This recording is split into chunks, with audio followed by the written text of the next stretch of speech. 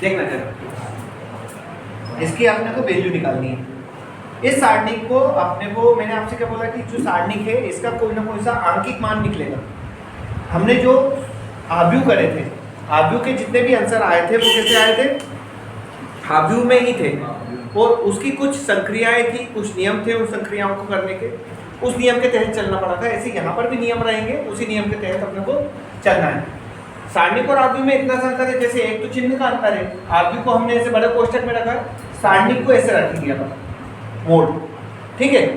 और इसके जैसे आव्यूह की जो संक्रियाएं थी वो मान केवल जीरो को छोड़कर, वो भी आव्यूह में जीरो आ गया था तो जीरो लिख दिया था अपन ने। यहाँ जितने भी मान मिलेंगे वो अंक के रूप में मिल जाएंगे, सारणिक के बाहर। आव्यूह में आव्यूह के अंदर ही मिले थे, लेकिन यहाँ पर क्या मिल जाएंगे, सारणिक के बाहर। इसका मान बताना है ना, तो इसका सीधा सा कॉन्सेप्ट है, इसमें त्रियक गुणा होता है।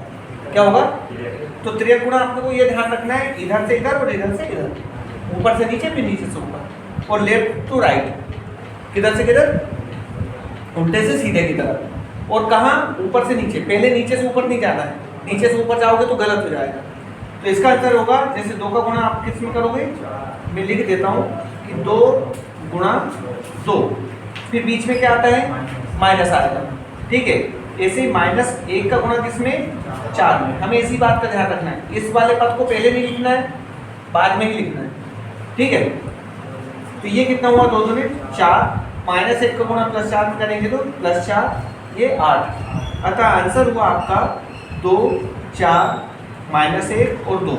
इसका जो आंसर होगा वो 8, ये आंसर। ऐसे यदि हम एग्जाम्पल 2 की बात करें, एग्जाम्पल 2 दिया हुआ है आपका, क्या दिया है, x + 1, यहाँ पर लिखा हुआ है x - 1 और x, क्लियर है सर।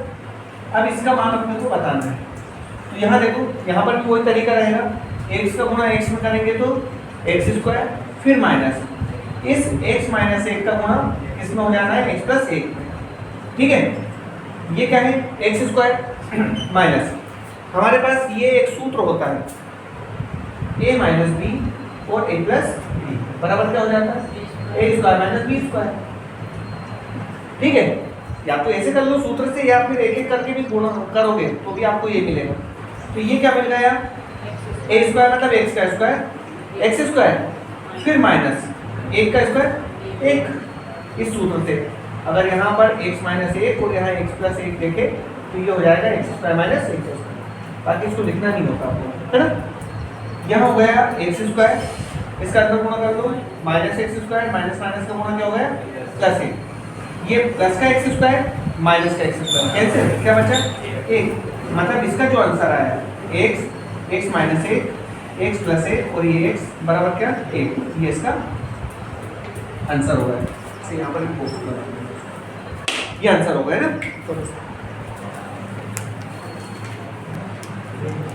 क्या समझोगे, एग्जाम्पल 3 में जो मैं आपका डिटर्मिनेंट है वो 3x3 का है, अभी क्या था 2x2 का, तो डायरेक्ट गुणा कर लिए थे। अब यहाँ पर क्या हो रहा है, समझना, यहाँ पर क्या हुआ है, अभी तक जो हमने डिटर्मिनेंट देखे, तो अभी जो डिटर्मिनेंट आपको जब भी मिलेंगी ना, वो एक वर्ग डिटर्मिनेंट ही मिलेंगे, स्क्वायर डिटर्मिनेंट, जिनकी जो कोटि होगी या तो 1x1 की या 2x2 की या 3x3 या 4x4। अब ऐसा इसमें ऐसा हो रहा है कि जैसे हमने मैट्रिक्स में देखा था ना A11 A12, ऐसे ही यहाँ पर मिलेगा। तो यदि हम इसको A11 A12 A13 है ना, ऐसे यहाँ इसको A21 A22 A23, यहाँ A31 A32 A33, इस तरीके से हम नाम दे सकते हैं। तो इससे हम इसका कंपेयर करके चलेंगे, ठीक है, किससे, इसका। अब इसका जो आंकिक मान निकालना है बहुत ही सरल है। कैसे सरल है, इसको आप एक बार समझ लोगे तो कभी नहीं भूलोगे। हमें क्या करना है, इसमें वही पंक्ति और कॉलम सिस्टम चलेगा। इसमें 3 पंक्तियां हो गई, मतलब ये वाली R1 हो गई, ये R1 हो गई, ये R2 हो गई और ये R3। ऐसे ये आपका पहला कॉलम C1, ये C2, ये आपका C3, पहला कॉलम, दूसरा कॉलम, तीसरा कॉलम। अब इसका जो आंकिक मान चाहिए ना, तो हमारे पास कितने 3 कॉलम और 3 ही पंक्ति, किसी भी एक कॉलम या किसी भी एक पंक्ति के सापेक्ष हम इसका प्रसार कर लेंगे। ठीक है, क्या बोला, या तो किसी पंक्ति के सापेक्ष प्रसार कर लो या किसी कॉलम के सापेक्ष प्रसार कर लो तो इसका मान आ जाएगा। अब इसमें जो मान का जो वैल्यू होती है वो -1 पर i + j के रूप में मिलेगी। -1 पर कितने के, i + j के रूप में। तो वो कॉन्सेप्ट आपको बहुत सरल है, आ जाएगा समझ में। जैसे ऐसा चलेगा, यहाँ पर 11 है, तो यदि इसके सापेक्ष जब हम प्रसार करेंगे तो -1 पर ये i j रहेगा 1 + 1, तो ये कैसा आ जाएगा, धनात्मक। -1 पर 2 की घात i, -1 पर जब हम 12 की बात करेंगे तो 1 + 2 आएगा, मतलब -1 पर 3 की घात, मतलब माइनस आ गया। -1 पर जब हम 13 की बात करेंगे, इसकी बात करेंगे 13, तो -1 पर 4 की घात, मतलब किस में बदल गया, इसका मतलब आ रहा समझ में। तो जब हम इसका प्रसार करेंगे तो ये प्लस का मिलेगा, ये माइनस का मिलेगा, ये प्लस का मिलेगा, ये माइनस का मिल जाएगा, ये प्लस का, ये माइनस, फिर ये प्लस, ये माइनस, ये प्लस। मतलब सीधा सा आप यूँ समझो कि एक जहाँ पर सम हो रहा है ना, वहाँ पर प्लस का मिलेगा, इनका योग, जैसे 1 और 1 2 है, यहाँ 1 और 2 3 है, तो जहाँ पर विषम मिलेगा वहाँ माइनस, यहाँ 2 और 2 4 मिल रहा था तो सम, यहाँ 3 और 2 5 मिल रहा था तो, है ना, इस तरीके से चलेगा। तो आप किसी भी पंक्ति या किसी भी एक कॉलम के सापेक्ष इसका क्या कर लेंगे, हम प्रसार कर लेंगे, तो हमें इसका आंतरिक मान प्राप्त हो जाएगा। तो यहाँ पर अपन लिख रहे हैं, देखो सबसे सही चतुरता तो इसमें है कि जो 0 0 है उनके सापेक्ष हम प्रसार करेंगे तो क्या मिल जाएगा, 0। तो केवल अपने को 4 की जरूरत पड़ेगी अगर हम C3 के सापेक्ष प्रसार करेंगे, क्योंकि इसके गुणा में तो क्या रहेगा, 0, है ना। फिर भी मैं आपको सिखाने के लिए प्रथम पंक्ति के सापेक्ष प्रसार करता हूँ। किसके सापेक्ष,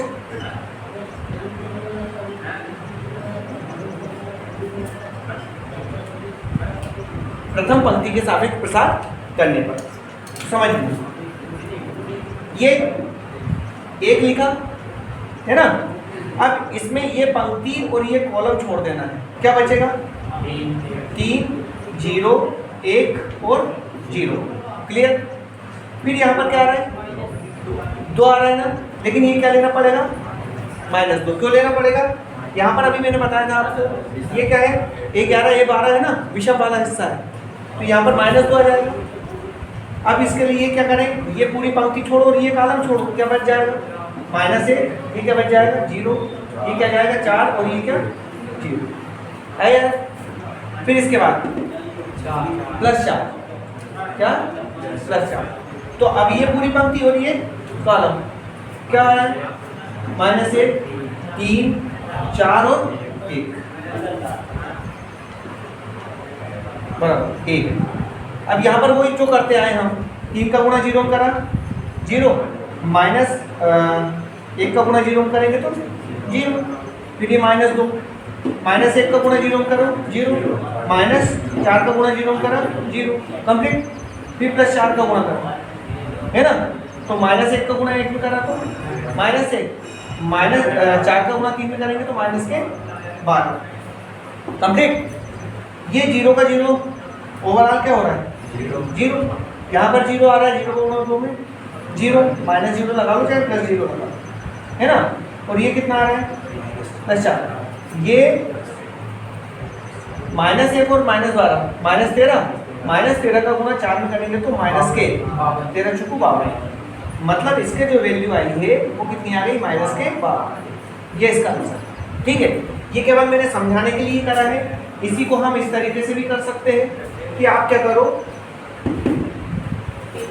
C3 के सापेक्ष प्रसार करो, किसके सापेक्ष, C3 के।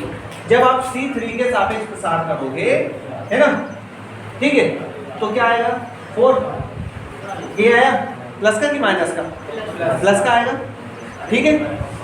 अब ये पंक्ति और ये कॉलम छोड़ दो, सॉरी यार, ये पंक्ति और ये कॉलम छोड़ दो, क्या बचेगा, -1 3 4 और 1, ठीक है। फिर क्या आ गई, -0, है ना, इसके सापेक्ष ये पंक्ति सॉरी हाँ ये पंक्ति और ये कॉलम छोड़ो, क्या बचेगा 1 2 4 और 1, ठीक है। यहाँ पर प्लस 0, यहाँ क्या ये कॉलम और ये पंक्ति छोड़ो, क्या 1 2 ये कितना -1 और 3। ये तो हमें दिख ही रहा था, वैसे मैंने लिख दिए हैं, लेकिन इनको नहीं भी लिखो तो कोई दिक्कत नहीं है। क्यों? क्योंकि आपका जाहिर सी बात है 0 0 इसके गुणा में तो क्या हो जाना है 0 ही हो जाना है, तो केवल हमारा इतने से काम चल जाता है, मतलब उसको लिखने की आवश्यकता नहीं। तो ये 4, ये कितना आया -1 -4 किया 12, क्या आया -5, यही आया। तो या तो ऐसे कर लो या ऐसे कर लो, ज़्यादा सरल ये, मतलब ज़्यादा सरल क्या कम लिखना पड़ेगा और क्या, समझने लगा।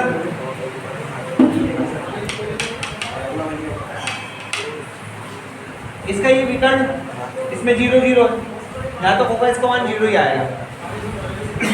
ये चीज पढ़ेंगे कि किस सारणिक का मान क्या आता है, वो आगे प्रगुण दिए हुए हैं कुछ, वहां पर अपने को देखकर ही समझ में आया है। यहाँ पर अपन क्या कर रहे हैं, या तो प्रथम पंक्ति के सापेक्ष प्रसार कर लो, या प्रथम, वैसे तो नियम ये बोलता है कि किसी भी पंक्ति के सापेक्ष या किसी भी कॉलम के सापेक्ष प्रसार कर लो। तो हम यहाँ कर रहे हैं प्रथम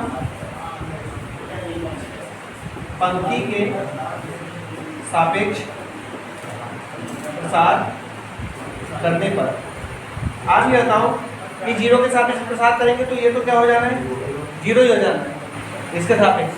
अब क्या आएगा माइनस का साइन अल्फा, इस माइनस साइन अल्फा के लिए हम ये पंक्ति और ये कॉलम छोड़ देंगे, ये वाला क्या minus sine alpha sign beta, यहाँ साइन बीटा, यहाँ कोस अल्फा और ये 0, ठीक है। ये क्या जाएगा वैसे प्लस कोस आएगा, लेकिन वो माइनस लगा हुआ है, माइनस कोस अल्फा, यहाँ क्या 0, यहाँ पर कोस अल्फा हो गया माइनस के साइन बीटा 0, ये माइनस साइन अल्फा कोष्टक के अंदर, इसका गुणा इसमें करेंगे तो 0 minus sine alpha cos alpha है, दोनों का गुणा सॉरी साइन बीटा है, sign beta cos alpha complete. ये अब ये माइनस, ये क्या है कोस अल्फा, इसका गुणा करो sine alpha sign beta, minus minus का गुणा प्लस, तो ये माइनस क्या 0, 0 तो ये हटा ही लो भले, इसका गुणा यहाँ कर लो, माइनस माइनस का गुणा plus sine alpha sign beta और कोस अल्फा, यहाँ गुणा करो minus sine alpha sign beta और कोस, वो क्रम का ध्यान रखा है थोड़ा सा, है ना। क्या हुआ ये प्लस का और ये माइनस का कैंसिल।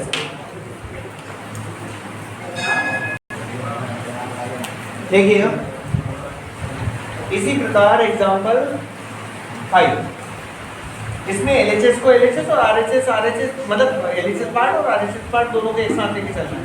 प्रोसेस वही रहेगी, 3 का गुणा 1 में कर लिया और x का गुणा, ये ध्यान रखना है इसका, पहले इसका मत कर देना, ऊपर से नीचे फिर नीचे से, बीच में बराबर 3 का गुणा 1 में माइनस 4 का गुणा 2 में 8, क्लियर है सर। ये माइनस एक्स स्क्वायर यही है, ये कितना बच रहा है -5 होगा, इस 3 को उधर ले जाओ -3, माइनस एक्स स्क्वायर बराबर है क्या हो रहा है माइनस के 8, माइनस से माइनस कैंसिल है ना, एक्स स्क्वायर बराबर कितना 8, एक्स बराबर रूट के अंदर 8, एक्स बराबर इसको हम 2 गुणा 2 लिख सकते हैं, ये जोड़ा बाहर आ जाएगा 2 रूट के अंदर कितना 2, ये इसका अल्फा, और इसमें हाँ प्लस माइनस लगेगा, ठीक है, वर्गमूल में प्लस माइनस लगता ही है। पहला 2 4 -5 और -1, इसका वैल्यू बताना है।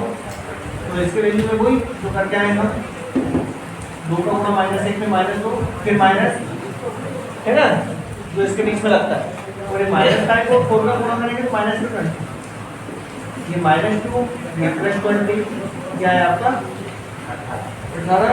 इसका सॉल्यूशन ऐसा लिखना 2 4 -5 -1, ये इसका आंसर।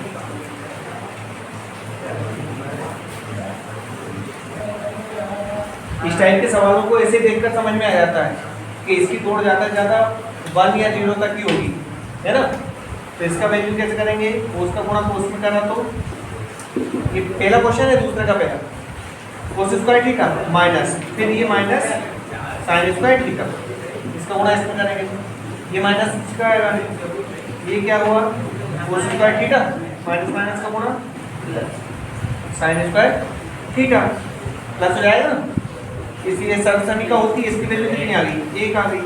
बस आपको बॉक्स में क्या लिखना है, cos theta minus sine theta और ये कोस थीटा, इसकी वैल्यू कितनी हो गई, ये इसका ये आंसर।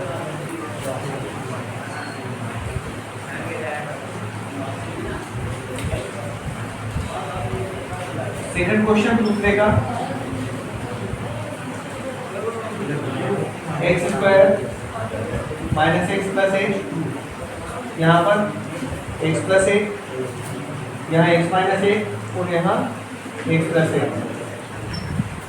इस x + 1 का गुणा किसमें होना है, x² - x + 1, फिर माइनस x + 1 का गुणा होना है x - 1। क्लियर, यहाँ तक समझो। इस x का गुणा x² में करेंगे तो x की घात 3, x की घात 1 है ना, और x की घात 2, गुणा में आधार समान होते हैं, घातें जुड़ जाती हैं। x की घात कितनी हो गई, 3 हो गई। ये x का गुणा -x में करेंगे तो माइनस का x², फिर x का गुणा +1 में करेंगे तो प्लस का 1x, यहाँ गुणा करेंगे तो प्लस का x², प्लस का गुणा यहाँ करेंगे तो माइनस का x, प्लस का गुणा +1 में करेंगे तो प्लस का 1। ये क्या है, माइनस, ठीक है, a + b और a - b से क्या हो जाना है, ये x² - 1 हो जाना। चलिए, ये x³ माइनस -x² और ये +x² तो हटा ही लो यहाँ से, +x - x इसको हटा दो, क्या बचा, +1 बचा, है ना। इस माइनस का अंदर गुणा करो, -x² और माइनस का गुणा माइनस में करेंगे तो +1। इसे घटती हुई घातों में लिखोगे, है ना। इसका स्टैंडर्ड फॉर्म क्या होता है, पदों को अपने को घटती हुई घातों के क्रम में लिखना है। x³ -x² +1 + 1 + 2, ये इसका आंसर है।